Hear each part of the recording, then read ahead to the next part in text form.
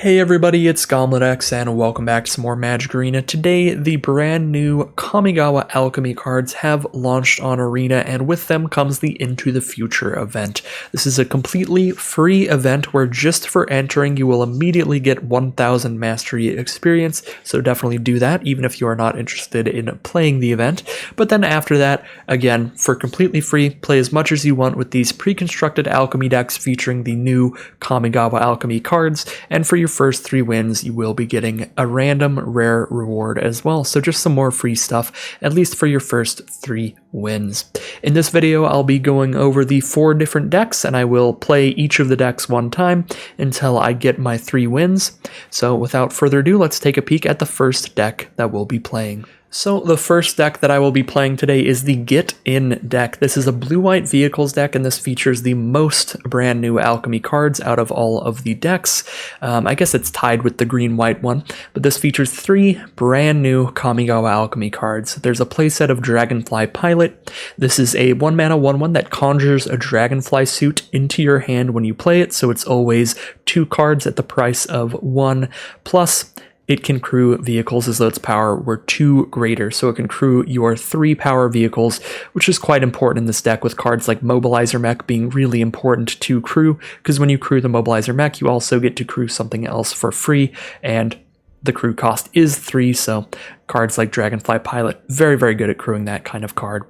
There's also Experimental Pilot at 1 mana, kind of similar to Dragonfly Pilot in that it can conjure up some more vehicles. This one, however, a 1 mana 1/1 with Ward 2, and you have to discard 2 cards to draft a card from its spellbook. Drafting from a spellbook means you're going to get 3 of them at random, and you pick one of those 3 to put into your hand. So the spellbook in this card is really fun to me because it has a lot of classic Kaladesh vehicles. That was a draft format that I really liked. I thought it was a pretty cool format.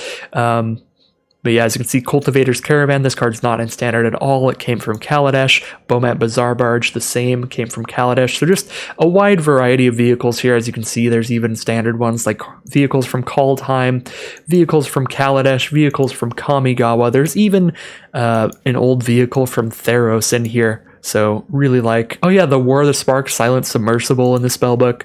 I don't know, I just really like the draft from spellbook cards that will bring back like some classic cards of whatever type they're talking about, so just gets me a little nostalgic about the Kaladesh vehicles. It seems like a pretty good card in general, even though you have to discard 2. This is a nice way to spend extra cards in the late game if you're flooding out. Just see if you can't pull out some kind of cool, powerful vehicle there. The final brand new card in this deck is the Fragment Reality, which is interesting removal. I don't think it's going to play particularly well. This is 1 mana at instant speed to exile a non-token artifact, creature, or enchantment, and then have its controller put a random creature with lesser value from their library onto the battlefield tapped. The only way you're guaranteed to not give your opponent something out of this is if you exile a 1 mana artifact, creature, or enchantment. However, I don't think that's going to happen super often, so I think most of the time you're just going to be exiling their 3 mana or 4 mana card and hoping they just get a weak 2 mana card or 1 mana card out of it. It's a pretty random removal spell, similar to Chaos Warp, except that this one guarantees that your opponent's pulling a creature out of their deck, so I'm really not a huge fan of it. Honestly, I think the coolest thing this card could do is if you have any creatures in your own deck that can get cost reductions, you know, like the classic affinity creatures. If you're playing blue-white affinity in Historic or something, there's the like 7 mana 2/2 flyer that has affinity for artifacts, so it costs 1 less for each artifact you control. If you can cast that on like turn 3 or something, so you're getting a 7-drop out really early, and then you exile your own 7-drop, try to hit a 6 mana card or something, that would be like the cutest thing you can do with it. But even then, it's quite a random card, so not a huge fan of Fragment Reality, but maybe I'm just misevaluating the card. Just feels like a little too random for my tastes, and it frequently gives your opponent something back. But other than that, everything else in here is the classic kind of blue-white vehicle stuff that you've seen a lot of in Kamigawa if you've ran up against these decks in Draft or Constructed. Surge Hacker Mech being a big one. This is a removal spell and a big vehicle all in one because it's dealing damage equal to twice the number of vehicles you control. Prodigy's Prototype's the main build around in Draft for the blue-white vehicles deck, allowing you to create a 1/1 pilot every time you attack with one or more of your vehicles, so you just make sure you always have the the creatures on board to keep your vehicles crewed. When you have a Prodigy's prototype out, this card is super sweet in draft. There's Imperial Recovery Unit, another decent draft card here that pulls your cheap creatures back from your graveyard to the battlefield. It even works on vehicles, but usually your creatures die before your vehicles die. A nice little recovery card there. And then we already spoke on Mobilizer Mech. This one's going to be probably the best one to get on the board early, so you can start crewing 2 vehicles at the cost of just tapping 1 pilot. The Experimental Pilot or the Hotshot Mechanic or the Dragonfly Pilot can single-handedly crew something like Mobilizer Mech, which would potentially crew 2 of your cards. There's also the fun little synergies with Teleportation Circle here with your Enter the Battlefield effects. You can abuse Surge Hacker Mech's ability to keep dealing a bunch of damage to stuff, abuse Dragonfly Pilot's ability to keep conjuring up Dragonfly suits, or there's also the Ingenious Smith that pulls out an artifact from your top 4 that you can keep repeating. So that is the Blue-White Vehicles deck here, the Get In deck, and that's going to be our first deck, so let's get into the gameplay. Whoa! When did they add Phyrexia and Tamiyo as an avatar? I didn't notice that. That's pretty cool. But anyways, this is a pretty keepable opening hand. We do definitely want to draw mana for Prodigy's prototype. I can deal with not casting Surge Hacker Mech on turn 4, but I would really like to cast the prototype on turn 3. Oh, they just added a bunch of new Phyrexia and Tamiyo cosmetics, I guess. Because they just played an emote there too. That is wild. So they are going to be on the Boros aggro deck here. Looks like we're just going to drop our Dragonfly Pilot and draw a Dragonfly suit to our hand. But now we have a 1/1 out to trade into their Usher of the Fallen if they don't have removal in hand. But that Boros aggro deck has a lot of removal in it. March of Otherworldly Light. Alright, that will do it. Take 2 from the Usher of the Fallen. Drop 2 1-drops here, go Experimental Pilot and Hotshot Mechanic.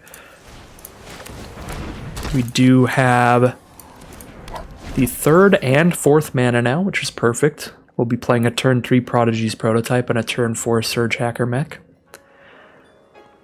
And the Experimental Pilot's ward here is going to be very helpful to make sure it is still on the board to trade for Usher the Fallen if we want to do that. Kind of do, but if I keep it on board, I can crew the Prodigy's prototype with it and just block the Usher the Fallen next turn.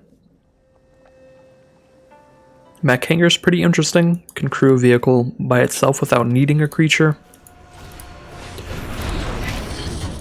I would love it if the Prodigy's prototype would spit out a pilot token even when our vehicles block, but unfortunately it's not quite that good.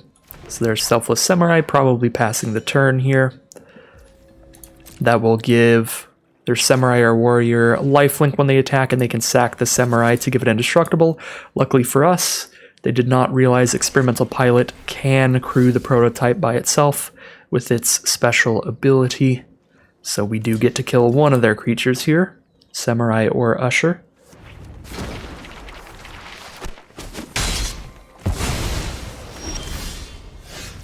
Now we get to drop down our Surge Hacker Mech. This is going to be a sweet turn. Drop down Surge Hacker Mech to destroy the Selfless Samurai, crew the prototype and spit out a pilot token. That pilot token can't quite crew Surge Hacker Mech, unfortunately.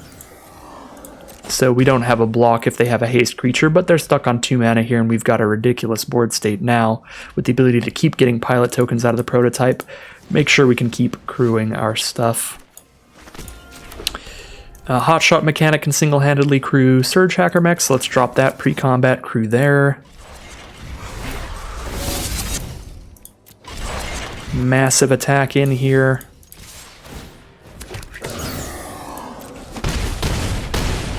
They're down to 10. Drop a Dragonfly suit. I don't believe the red-white deck has any Wraths. Actually, rather just hold this pilot in hand so that we can discard 2 cards to the Experimental Pilot. Pull out another vehicle maybe instead of just another 1/1 on the board. It looks like the concession from our opponent just stuck on mana a bit there and had a pretty bad time against the chunky vehicles that we got on board. Alright, looks like all of the random rares in this event are going to be alchemy rares, so they do help you build your alchemy collection here in this event, which is pretty nice. This one's kind of a weird little mono red sort of wrath effect. So the next deck that I will be playing here is the deck our opponent was running, the Boros aggro deck. This is focused around samurai and warrior and attacking alone, but it also uses a lot of the classic powerful Boros aggro cards. So the new cards to the deck are Imperial Blade Master, 1 a red and a white for a 2/2 double striking human samurai.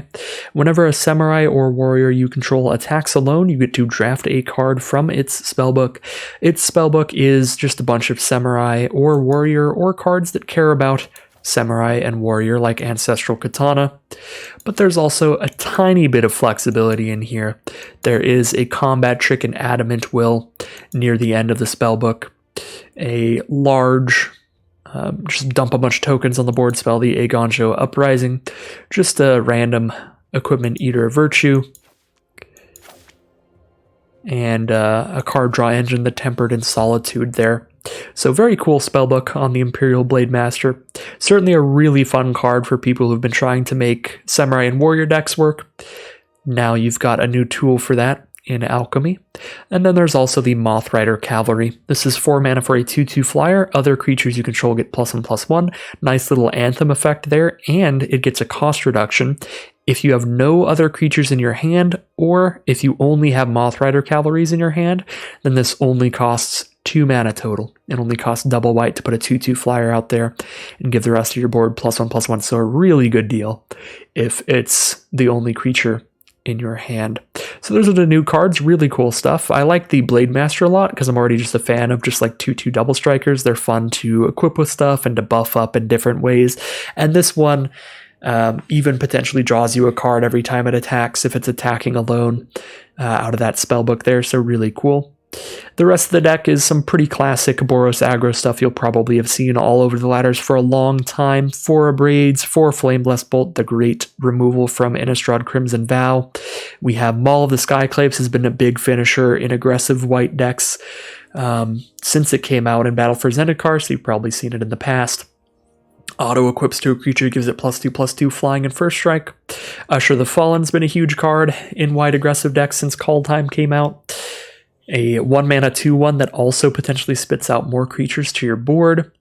Showdown of the Scalds, the best reason to be in Boros since Call Time's release. 4 mana to draw 4 cards and get some +1/+1 counters on your board. Super, super good for aggressive Boros strategies.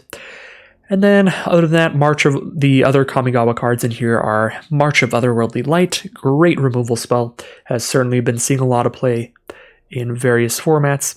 Selfless Samurai, a fun samurai, I think one of the best samurai for sure, giving your solo attackers lifelink and potentially sacrificing itself to give anything indestructible and save it. And then 1 copy of Ryu Storm's Edge, the fun samurai commander. That gives you an extra combat step if you've attacked alone. So pretty fun, pretty cool deck here. Let's get some samurai action in here. Okay, here we are now with the samurai deck. Like this hand a lot. We've got a turn 1 Rabbit's Battery to get out there and start jamming in. Moth Rider Cavalry is a little awkward with our 4 mana creature, because ideally we could just drop like Rabbit Battery into a 2 mana creature into Moth Rider Cavalry, but we won't be getting the cost reduction on this for quite some time. We'll have to play our Ryu first. But still a pretty cool hand. Turn 1 Rabbit Battery, we have Flameblessed Bolt to deal with whatever our opponent's doing, and we would love to draw a 2 or 3 mana card here. That would really make this hand perfect, because that's the only awkward part. Rabbit's Battery and Flameblessed Bolt, those make up for 2 of our first 3 turns. We'll have to take a turn off if we don't have anything else to do outside of those 2 cards, though. Alright, turn 1 here. Let's get this Rabbit Battery down. Energizer Bunny getting in for damage. We're starting this game hot. Our opponent is down to 19. And I guess you can just tell by their sleeves what they're playing. So we're playing against the Blue-White Vehicles deck here.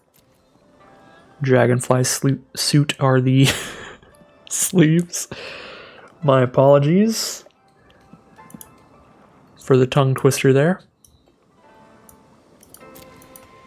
That would be an entirely different card. planes into the Dragonfly Pilot, conjuring up a Dragonfly suit into hand.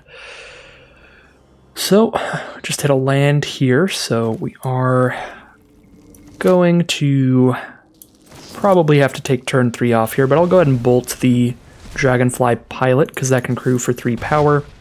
We definitely want to try to kill all of their non-vehicles to get them to a point where hopefully they just can't crew anything. I feel like that's your best bet against the vehicle-style decks. Just keep them from crewing stuff. Alright, we did hit something to cast here, luckily. Let's grab another white source. We're going to need it for Moth Rider Cavalry, plus Usher the Fallen's Boast ability, potentially. Get to attack in here. Thanks to the reconfigure on the Energizer Bunny.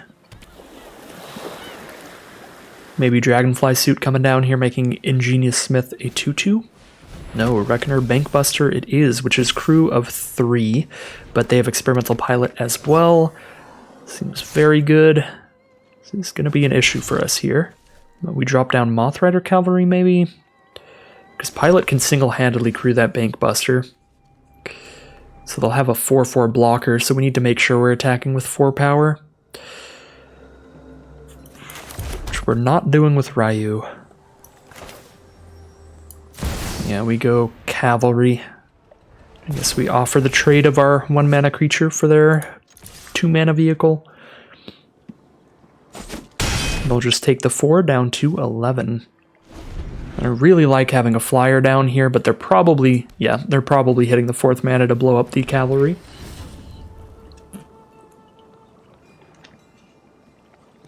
Yeah, the vehicles deck, I've only played 2 games so far, but the 2 games I've played have been the red-white deck versus the blue-white deck. The vehicles deck seems very good in comparison to the red-white deck. Maybe it's just that the red-white deck is a bit weak. Again, just doesn't feel like it has enough 1 or 2 mana creatures. Not as much early game as you'd prefer. And then the vehicle deck has like a lot of 2-for-1s, like Surge Hacker Mech, Ingenious Smith, and Dragonfly Pilot are all 2-for-1s. This comes into play and draws you a card, this comes into play and draws you a card, this comes into play and kills something. So what do we want to do here? Probably get in the sky with our cavalry. Which means we're going to need to... Well, we might want to reconfigure to cavalry. Don't need to, I guess. I think Selfless Samurai first, so that we gain some life off of this, is going to be nice here.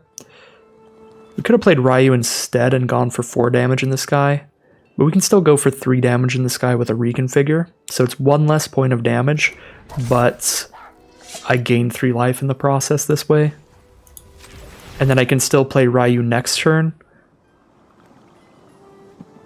And try to go for a lot of damage there.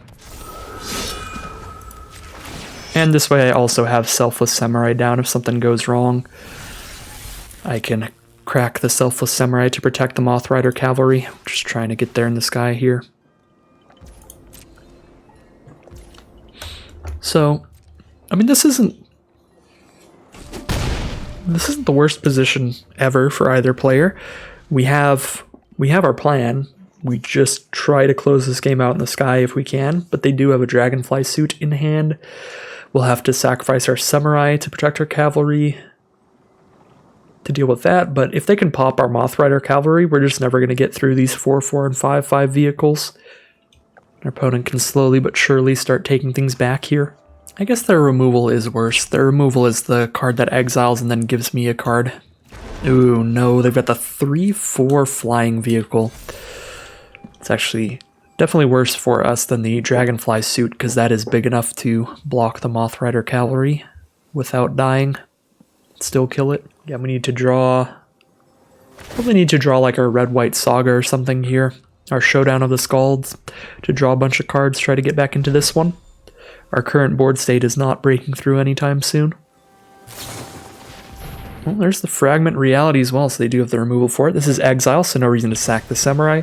Hopefully we get something good on board at least. Oh yeah, Imperial Blade Master. Alright, seems like a good hit. Seems like a pretty good hit. The double striker. That, oh, and we can give it indestructible here? This is going to be disgusting. So we're going to reconfigure onto the Blade Master, and we've drawn a way to give it indestructible. So no matter how they block, we're just going to kill one of their cards without losing ours. Plus we draft something out of the spellbook when it declares the attack. That was a huge hit off of their Fragment Reality. This is just what I was saying before, how I just don't really like the card. But when you think about it, like, the odds of us hitting that were pretty low. Like, if we just hit another Rabbit Battery or Selfless Samurai or something, they've functionally dealt with the only card we had on board that mattered. They just happened to hit our Double Striker. But that does kind of lead into the point of the card being very random. Adamant Will? Wow, we could just really make this disgusting. I guess since I already have Valorous Stance in hand, Adamant Will's a bit redundant. Because I don't need extra power here to kill this Ingenious Smith or anything that they would block with, unless they double blocked. I just need the Indestructible. I actually gain more life if I use Valorous Stance than if I use Adamant Will, because I'll kill Igneous Smith or Ingenious Smith in first strike step and gain 5, or I'll just gain 6 by getting Indestructible. But Valorous Stance is probably better to have later, but Adamant Will could find lethal out of nowhere. Yeah, we'll Indestructible the Blade Master here with Valorous Stance.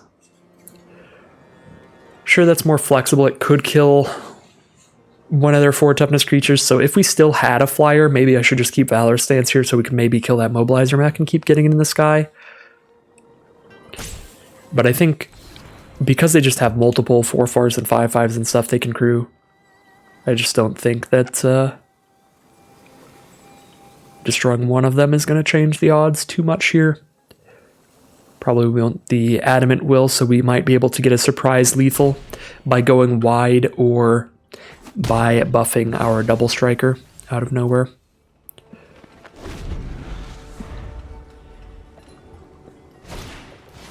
Hotshot Mechanic from our opponents. They do have 2 creatures. Mech Titan Core. I think Experimental Pilot is not an artifact. Yeah, it's not an artifact, so they're 1 card away, right? No, they have enough cards. Exile this and 4 others. So this and 1, 2, 3, 4. They get a 10/10 Flying, Vigilance, Trample, Lifelink, Haste. And then when that dies, they get everything back anyway. That's terrifying. They need 5 mana to do that, though, so they can't do it right now, but next turn they could if they play land for turn. Alright. Pretty terrifying. Pretty terrifying indeed. And they can crew 3 of their vehicles, because if they crew Mobilizer Mech with the Experimental Pilot, it automatically crews another vehicle. So they block with a 3/4 and the 5/5 and the 4/4. So we can't try to go wide here, they just block everything. That's the plan here. Maybe attack with Blade Master and just hope that they chump block with an artifact, the artifact creature or one of the vehicles, because that'll keep them off the Mech Titan core. Thing has lifelink, doesn't it? It's got lifelink. Yeah, they're just going to gain 10 life when they hit us with it. Lifelink and haste. That's super, super troublesome. So yeah, Experimental Pilot crews Mobilizer Mech. Mobilizer Mech automatically pilots Surge Hacker Mech. Then Hotshot Mechanic crews one of the other 2 vehicles. They have a 3/4 flyer, a 5/5, and a 4/4 to block with. Don't see any going wide going well here, so I'm pretty sure we just solo attack again to get the lifelink trigger off Samurai, get the draft trigger off Blade Master, rather than trying to attack in with 2 things here.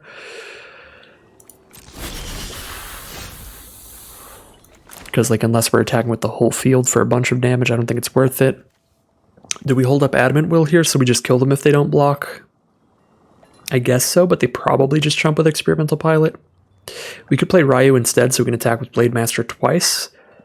Selfless Samurai does give it Indestructible till end of turn, so that is actually an option. Because we'd play Ryu, we'd attack with Blade Master, whatever they block, we give Indestructible, and then they have to block again. They wouldn't have to chump twice is the problem. We'd gain a boatload of life if we do that. You know what? I'm actually going to go for that. We gain like 1,000,000 life this way. I feel like their best play would be chump block with experimental pilot and then don't block. And they go to 2, but then they still have everything out to be able to get their 10/10 Flying Vigilance lifelink. And if they do that, I think we have enough on board now. We can still kill them after they gain 10, except that it has Vigilance too. No, yeah, it's got Vigilance too. So we kind of just lose if they pop the Mech Titan Core. But I think this is our play that makes it the most likely that they don't pop the Mech Titan Core.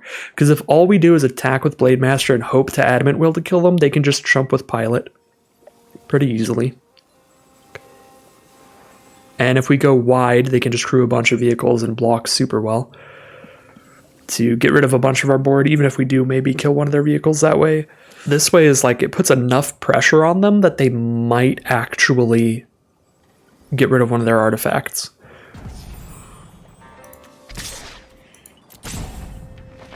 Because, I mean, look at all this stacking up here. So we do draw 2 cards off of this as well and gain a ton of life, so we don't immediately die to the Mech Titan. We've actually got quite a few turns to try to find some kind of out to it. Although I'm not sure that the Boros Samurai deck has an out to it. If we get enough Adamant Wills, that would be a potential out. Get enough Adamant Wills to make our Blade Master super, super big. I guess a single Adamant Will kills the Mech Titan Core, because it's not indestructible, is it? Yeah. A single Adamant Will would be enough on blocks to kill it. Okay, so no blocks here. It seems like they might have just gone AFK, so we might just win here off the bonus attack. Kind of like Reinforced Drone to go wide. No, Imperial Subduer is perfect. Imperial Subduer, even if they get the Mech Titan Core down, we now tap it down. Oh yeah, Blade Master was going to get us there. So a little unfortunate our opponent just vanished there at the end, because I would have loved to see that game proceed from that point. Like they hit a land, play land, exile the Mech Titan Core, get their 10/10 Flying, Vigilance, Indestructible, Lifelink, or not Indestructible, but just like Vigilance, Trample, Lifelink, Haste, all that. Hit us for 10 in the sky. We're down to 26. They're up to 12 or something again. It would have been a cooler game, actually, if I didn't hit Subduer there. The fact that I hit Subduer means even if they stayed in, then our response is it goes to our turn. We just play Subduer, tap that, attack, and gain 1,000,000 life again, and just keep doing that. But yeah, the double Adamant Will to be able to take that down was really cool as well. I'm surprised we won that one, but I will absolutely take it. Yeah, Imperial Blade Master is a heck of a card for sure. Really, really lucky to hit that off of their Fragment Reality that game. Our second random Alchemy rare reward is the Angel of Eternal Dawn. Not a card I think I've seen played at all in Alchemy yet. 3 mana for a 2/4 flyer. When it enters the battlefield, it becomes day and it can't become night. And your opponents can't cast spells with mana value greater than the number of turns they have begun.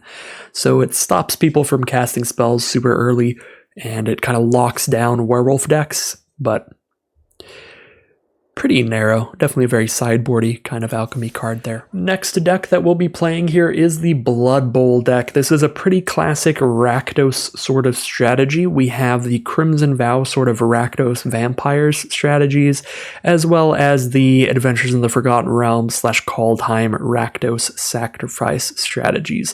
This deck is using the least of the new cards. It's only using a single new Kamigawa Alchemy card, and that is the Kami of Mourning.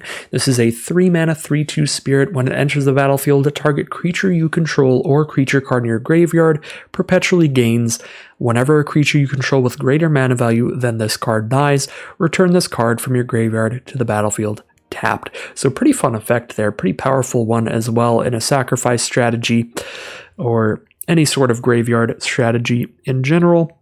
So pretty cool new card there. And that's mainly in there to just function well with the sort of sacrifice theming we have. Of course, the Shambling Ghasts, a staple in a lot of the black sacrifice decks, as well as Sanguine Brushstroke. So when our cards are dying, we're draining our opponent some life. There's Blood Tithe Harvester, Voldaren Bloodcaster, Voldaren Epicure for just Rakdos Vampire stuff with a lot of blood token production, being able to use some of them as removal. For our sacrifice outlets, we have Mukotai Soul Ripper, which can crew for 2 and sacrifice something when it attacks to get a +1/+1 counter and menace. We have Immersturm Predator, which can sacrifice something to give itself indestructible, and it also gets a counter every time it becomes tapped. And what else do we have to sacrifice? Technically, Voltage Surge can sacrifice something, but it can only sacrifice artifacts. So this is mainly 1 mana to do 2 damage to something, or 1 mana and sacrifice a blood token to deal 4 to something instead. So pretty good with blood tokens, and even treasure tokens off Shambling Ghast, potentially. So pretty standard Rakdos stuff that you've seen before, vampires and sacrifice. Not the most wild deck here out of all of them, not the most, new strategy, or not showing off anything that's super buffed by the new cards, but a pretty cool deck in general, and I am going to be playing each deck once, so let's get into our gameplay with the Blood Bowl deck. Alright, we are on the play here. No red mana is awkward, but Shambling Ghast, Infernal Grasp, and City Stalker Connoisseur are all great, especially if we can get the treasure out of Ghast to play the Connoisseur on turn 3. This card is exceptional. It's been seeing play in the big Alchemy tournament over the last weekend, the Kamigawa Set Championship, so be super happy to try this card out, play it a little bit here, see what kind of sweet cards we can make our opponent discard. And now we've even drawn a 3-drop in black to help fill out the curve as well, which is super sweet. The Kami of Mourning, the 1 brand new card in the deck. We're against the Boros Samurai deck, no 1 or 2 mana creatures for them, but that'll happen quite often in that deck. As we said before, it was the last deck we played, just not a lot of 1/2 mana creatures. Plenty of cheap removal though, so I wouldn't be surprised to see Shambling Ghast die before Kami of Mourning hits the board, so we can't give it the ability. Although if they're going to let us give it the ability, they might just have like exile removal or something here, or just want to kill Kami of Mourning instead. Yep, exile removal it is. Certainly going to work pretty well against death triggers like that on Shambling Ghast. There's Imperial Blademaster from our opponent. Card is very good. We just won a game with that, so let's get that out of here right now. Plus, the game made it nice and easy for us. We don't draw the 4th mana, so it's really between doing that or doing nothing there. So super easy decision to get rid of that card.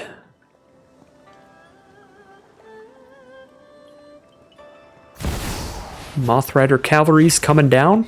That does reveal that their hand is only Mothrider Cavalry's. They might have another Mothrider Cavalry in hand, but other than that, couldn't be any more creatures in their hand. We can attack both here. Shambling Ghast threatens to trade with Cavalry with its death trigger. So if they block here, they probably block Kami of Mourning, because it'd be a trade either way. Alright, kill Kami of Mourning. No block on Shambling Ghast, we just get that damage in. We were hoping that we're going to block Shambling Ghast, so we just get a treasure token. Get our citywide Connoisseur down. But unfortunately for us, our hand is panning out pretty poorly. Cast almost everything in the opener. Have not hit any of the red sources for these Epicures. There's a red source. We can play our Connoisseur now. Or just 1 Epicure. Connoisseur's gotta be better than just playing 1 Epicure. Their hit off of Showdown the Scalds was pretty good, but you don't need to hit anything that wild for the card to go pretty hog wild. But they did hit an Imperial Blademaster off of it, which they can put onto the board and then start putting +1/+1 counters on it with the 2nd ability on Showdown of the Scalds. That would be pretty threatening. But even just with Mothrider Cavalry down, it's already a 3/3 double striker. Plus, the Cavalry is going to draft them a card off the Blademaster's deck. The Blademaster's spellbook, I should specify. It's like it's our library, not our deck. It's their spellbook, not their deck. Selfless Samurai. Alright, things have gotten completely out of hand here. Showdown of the Scalds has greatly expanded their board state, and we are in for a world of hurt.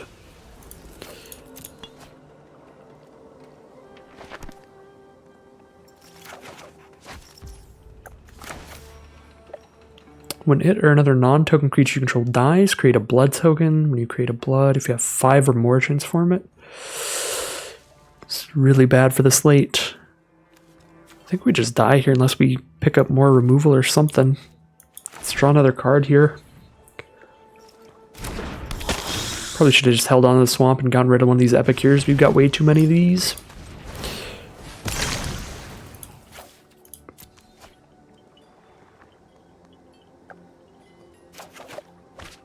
Blood Tithe Harvester. It's like -2/-2. They have a 4/4 double striker, so we can't attack in or they kill our creature without taking any damage. We do have Death Touch, but we have to deal damage for it to work. And if they first strike for 4, our creature dies before it does any damage back. Maul the Skyclaves for immediate lethal. The second one, really, really great rollout from our opponent in the end here. Slow start, but things have gone disastrously past the turn where the Showdown of the Skalds hit. That's going to be 14 damage and gain 14 life for our opponent. Ending that game. Well, this is a really good hand mana-wise, so I think I'm definitely keeping this one. We have a turn 2 Blood Tithe Harvester as well. Voltage Surge for cheap removal. Immerstrom Predator is a big threat. Like this hand a lot, and if we get flooded out, we can just hold on to our Agadeem's Awakening as a big spell instead of a land. So super big fan of this hand. I'd rather turn 1 Ghast or turn 2 Harvester. I think I'd rather play against the blue-white deck. I'd rather turn 2 Harvester here. I don't expect Shambling Ghast to just die immediately and give us a treasure. Now we could just Voltage Surge that and still play a tapped land this turn, but I guess this will come to play untapped turn 3 anyway. So we just go Ghast Surge here, because I would like to kill that before it gets any bigger, ideally. Plus I do love spending my removal on creatures rather than vehicles against vehicle decks, because again, if you can get rid of all their creatures, their vehicles will just lie there stranded. Another Ingenious Smith. We'll see if this one hits a card for them. Alright, this one does for sure. Would have been really unlucky if they had 2 misses on Ingenious Smiths in a row. Do hit a Reckoner Bankbuster. You can draw them cards and stuff, but usually pretty slow. Go Blood Tithe Harvester here, or Kami of Mourning. Make the most of our mana, drop our Kami of Mourning, I think. It's a really good ability to put on a Shambling Ghast. Yeah, when any of our creatures that cost more than 1 die, we get our... Oops, Den of the Bugbear comes untapped at this point. Never mind, we're playing Blood Tithe Harvester. As you can tell, I don't play a lot of Standard, so I just totally forgot how the Adventures in the Forgotten Realms lands work. And this actually pans out pretty well, because had I just played an untapped land and played Kami of Mourning, they would have exiled our Shambling Ghast anyway. To shut off that really good effect. And the effect's still pretty good on Blood Tithe Harvester. Whenever one of our 3 or more mana creatures dies, we get our Blood Tithe Harvester back from our grave to the battlefield tapped. Seems pretty good. Yeah, Kami of Mourning. The one new card in this deck does seem really fun with Blood Tithe Harvester, Shambling Ghast, and Voldaren Epicure.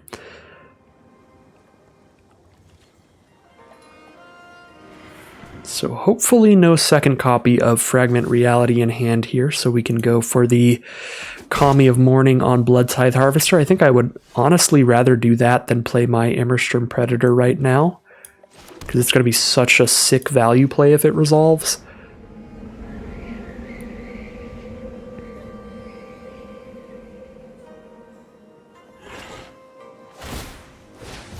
Alright, they'll draw a card off Bankbuster. So now, whenever something that costs 3 or more dies, this comes back, so we can just use this to kill the Smith, to keep their board clear, so they can't be crewing. Probably discard one of these Awakenings to draw a card with this blood token. They're not super useful right now. There's an Ethereal Escort from our opponents. A 3/3 lifelinker that gives another creature in their hand lifelink. And it does the same every time it attacks. So very, very likely to have all their creatures be lifelink. Mobilizer Mech. Oh, it does it to a vehicle as well? Yeah, choose a card in your hand and give it lifelink. Okay, that's pretty cool. giving the vehicles lifelink. Giving instants and sorceries lifelink would be a lot of fun too. That's actually really fun. I want to play around with that, with the red-white commander that lets you gain some life and deal some damage whenever your instants and sorceries gain life. Stuff like that. I forgot what it was, but it was a special Dominaria one. So we've got another Kami of Morning, which could be pretty cool on the first Kami of Morning. Or we could just play Immerstrom Predator. Cruise for 3, that has 3, so they have a 3/4 lifelink flying, and they crew the 4/4 every time they do it. That's pretty bad time. Pretty mega bad time. I guess if we play an Immerstrom Predator here, they can't attack in, because we can sacrifice We can sacrifice Kami of Morning on blocks to make Immerstrom Predator a 4/4 indestructible flyer. Big enough to kill either of their 2 vehicles. Dragonfly Pilot, conjuring another Dragonfly suit into their hand.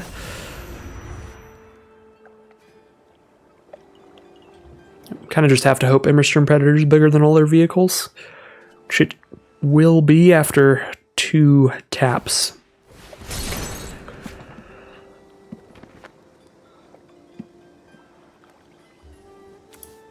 Only have 1 creature engraved for the Agadeem's Awakening, but it is a good creature. Still don't think I'll be doing that.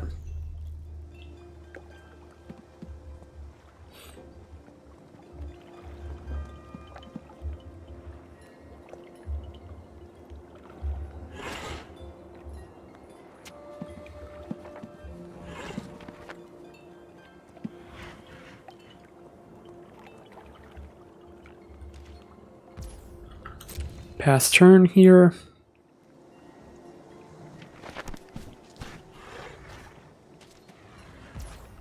Alright. Go to our turn. Mukatai Soul Ripper, not ideal. I guess we can cast it, because why not? But we'll go Kami of Morning onto our Kami of Morning. We don't have any creatures that cost more than 4, so there's no reason to put the ability onto our Immerstrom Predator.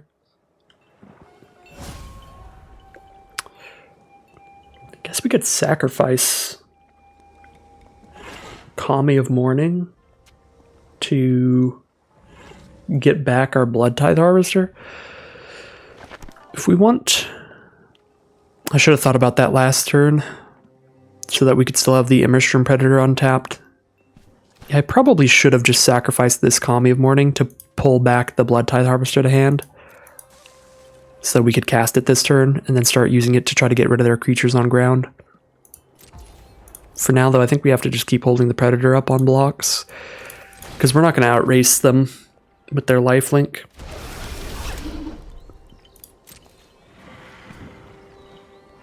In the sky.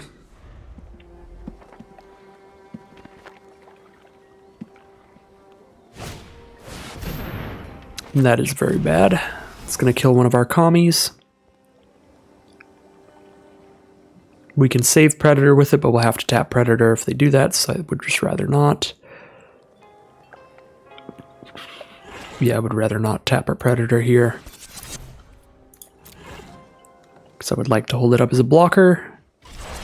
At the same time, yeah, no, we would take 6 damage if I tap Predator right now, so let's not tap Predator right now. Oh, it puts it straight to the board? Oh my god, that's so much better than I was reading. I misread that lately. They've got the Mech Titan core at the ready, so I'm not sure it's gonna matter. Yep, because that's gonna pop off. Got all the vehicles for it.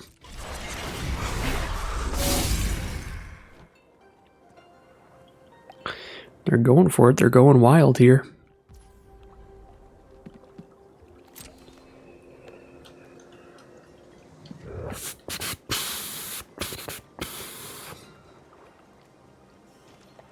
Actually, yeah, if we can just kill any of these on blocks, then Mech Titan core no longer goes off. Yeah, this is super good for us. This was like our only hope. Oh, they scooped them up. I think they just realized. We put 4/3 there. Even if they didn't realize Immersturm Predator, they know we could put the 4/3 there, and they don't have the 4 artifacts for Mech Titan Core anymore. They have 3. Yeah, that was an incredibly good attack for us, because we get to block there and sacrifice Kami of Morning, probably. Then we kill that, we lose Mukutai Soul Ripper, we lose Kami of Morning, but then we have a 4/4 Predator out, a Blood Tithe Harvester. They just have a 3/3 lifelink or 1/1 in these vehicles, which isn't going to be enough to make the Mech Titan Core go off, so then we can use Blood Tithe Harvester in the next turn to kill Dragonfly Pilot, I guess. So they can only crew 1 vehicle per turn, and then if they can only crew 1 vehicle per turn, we're in a pretty good spot. Plus, then we can pop off an Agadeem's Awakening and actually get 2 cards. We could get Kami of Morning and our Blood Tithe Harvester back on board after we crack it. Yep, because we could do this for 5 mana. 3, 4, 5. I guess we'd need to hit a land if we wanted to pull out Kami of Morning plus Blood Tithe Harvester. Either way, looks like things were going to go pretty good for us after that attack.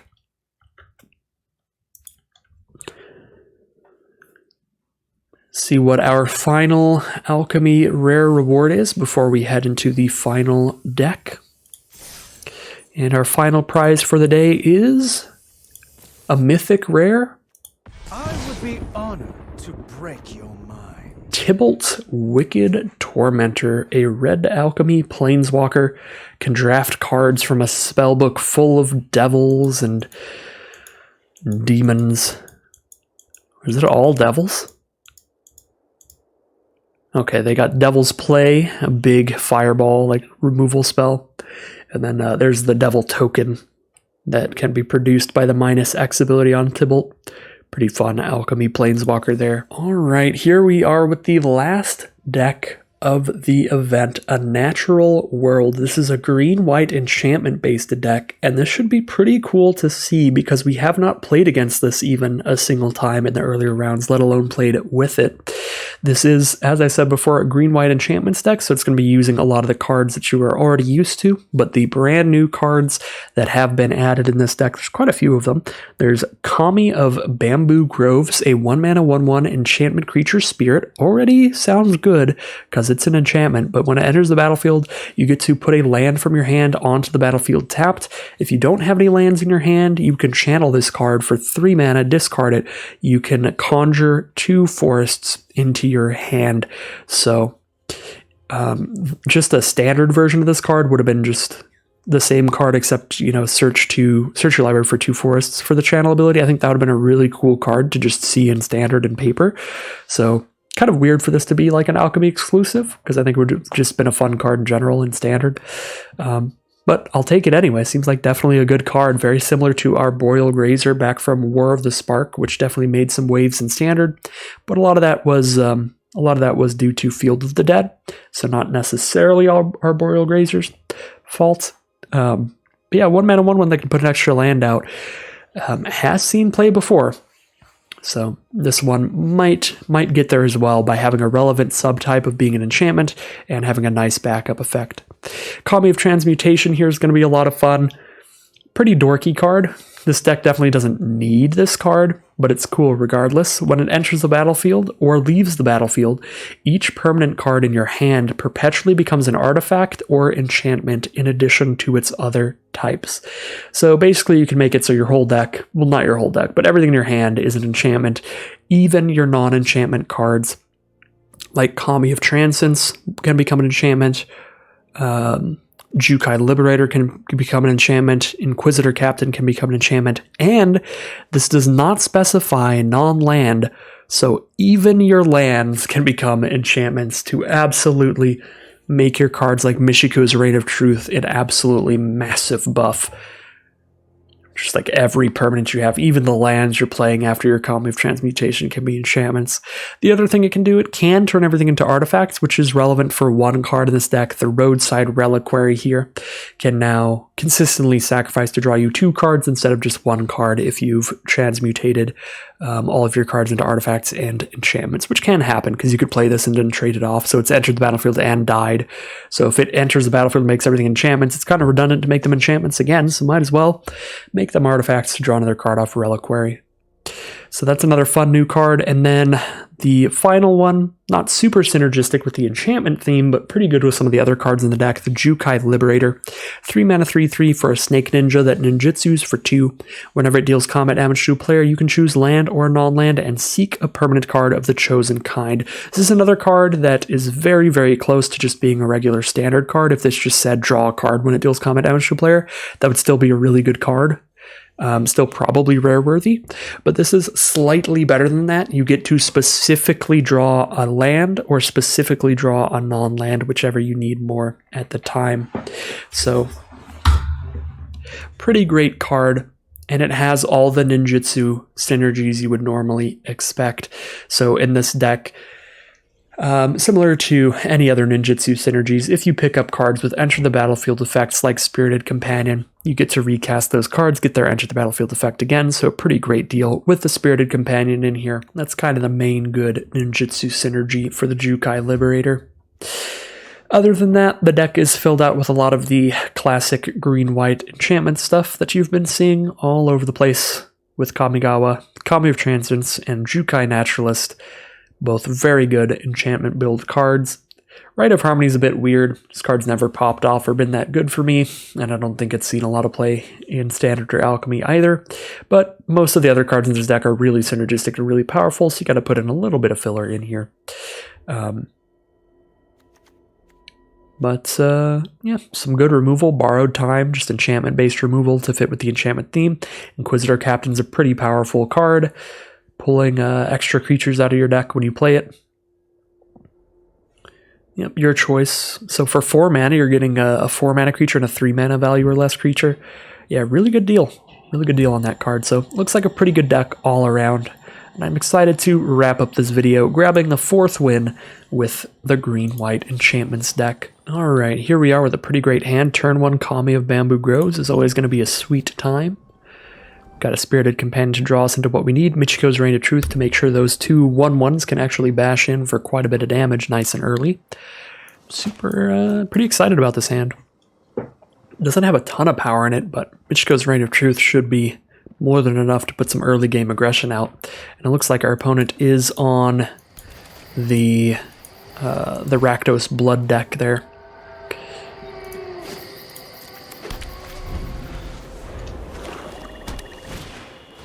Shambling Ghast is going to be a pretty good start against our Kami. Make it a 3/3 here with Michiko's Reign of Truth, actually. Pretty fantastic. Yeah, probably do that instead of Spirited Companion. Let them get their treasure token if they need it. They say no. But yeah, I don't want to attack Kami into it and trade my Kami off plus give them a treasure token. And I obviously don't want to play Spirited Companion and still be attacking, because then they just trade into both my creatures with Shambling Ghast. So Shambling Ghast does kind of ruin our plans a bit here for how we wanted to start this game. But that's okay. Michiko's still doing some work. And we've got 4 mana now, so we can just drop an Inquisitor Captain now. Pretty fantastic draw.